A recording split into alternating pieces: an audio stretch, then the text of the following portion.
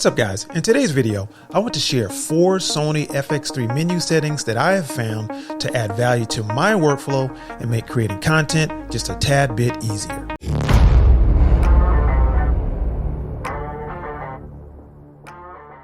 I'm going to try my best to explain what the setting does, how to enable it, and why I think it's useful. Now, most of us know that Sony's menu system has not received any awards for its simplicity and ease of use. However, I've learned to appreciate the wide range of customization the Sony Alpha series does offer its users. Now, just to tell you, these settings that I've found are not groundbreaking, but they are buried deep down in the menu system. They're not Davy Jones deep.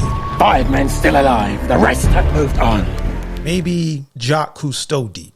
All right, so without further ado, let's go ahead and take a look at these settings. So number 1, marker display. Now this setting is for those of us who need to be reminded of composition, like me. So just recently, I tried rotating my FX3 vertically to record some short form content. And I quickly noticed how even more important framing is when you're jacking around with 9:16 footage. With 9:16, you almost have no room for error on the left or the right. To help keep your subject framed when shooting vertically, turning on guide frames or the aspect marker to 9:16 can save you from a ton of frustration later in post. Oh, also note, you cannot enable marker display when grid lines are enabled. So we need to disable them first if they are turned on.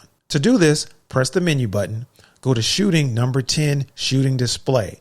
Grid line display, turn off grid lines if they are turned on. Back out to number 10, shooting display, and now select number 11, marker display. Marker display, turn on. Scroll down to guide frames and toggle them to on. Now press the menu to back out. You should now have the full guide frames displayed on your screen. To enable a specific aspect marker like 9:16, we need to turn off the guide frames to not clutter up the display. The guide frames can be stacked with other aspect ratios. To do this, press the menu button. From shooting number 11, marker display, guide frames, toggle off. Now from shooting number 11, marker display, aspect marker, select 9:16. Press menu or shutter to back out, and now you should just have the framing for 9:16. The FX3 has a lot of other aspect ratios to choose from, so pick what works best for you. Number 2, dose, focus area circulation. Now this setting makes the focus marker go past the edge of the screen and return to the other side. This seems to be a faster way to correct a mistake if you overshoot your subject. Now this kind of reminds me of playing Pac-Man and using the side tunnels to pop out the other side to escape getting gnawed on by a ghost. Yep, I played Pac-Man and I might have just shown my age just now. To enable this setting in the menu, press the menu button, go down to the purple autofocus manual focus section. Select number 2, autofocus manual focus, focus area circulation of focus point. Change does not circulate to circulate. Press enter, then press the shutter button to back out. Now when you scroll past the edge of the screen, the focus pointer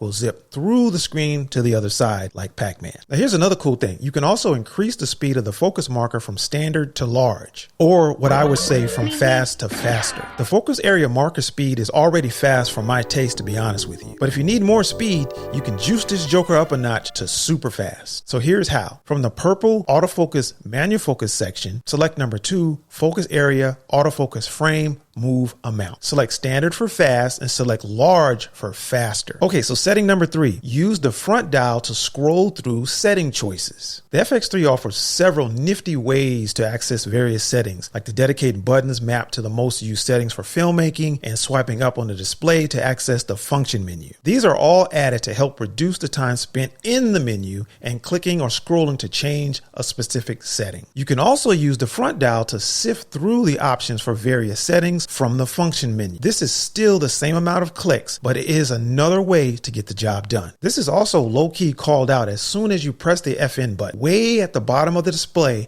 but to be honest, it can be easily overlooked. To get in there and set this up, from the FN menu, highlight focus mode, for example. Rotating the front dial will bring up the available focus modes to select from without leaving the FN menu. I've actually tested this on these settings up here, but it will also work on many more. Like I said, nothing fancy here, but just another way to get the job done. Number 4, how to access the old school picture profiles. So if you're shooting an S-Log3 like me and using Cine EI and rocking those dual base ISOs for the FX3, there are times that you might need to break away from Cine EI and use a custom picture profile. So here's how to do it. Press the menu button, go into shooting number 1, image quality record, log shooting settings. Select log shooting, turn off Cine EI. Now go ahead and back out. Now go down to the pink section, which is exposure color. Select number 5, color tone. Then select picture profile and press enter. Use the scroll wheel or the joystick to select the picture profile you want to use. Just a heads up, PP1 through PP6 are the first available in the list. PP8 is missing and used to be S-Log3, but it has been removed and replaced with Cine EI. Now, some Sony shooters are used to specific picture profiles from previous models and are experienced enough to create their own, and this is where you can get in there and do it. All right, ladies and gents, and that covers it. And this is what we went over. Number 1, marker display, which is an in-your-face way to check your composition. Number 2, focus area circulation, which I honestly can't say helps or hurts, but it does feel cool to punch through the other side of the display when moving the focus marker. Number 3, use the front dial to scroll through setting choices. I personally use the FN menu all the time. Using the scroll wheel allows me to make changes without breaking out of the FN menu, which is actually pretty cool. And number 4, how to access the old school picture profiles. Now, this one may not be used by many, but custom picture profiles are still a thing.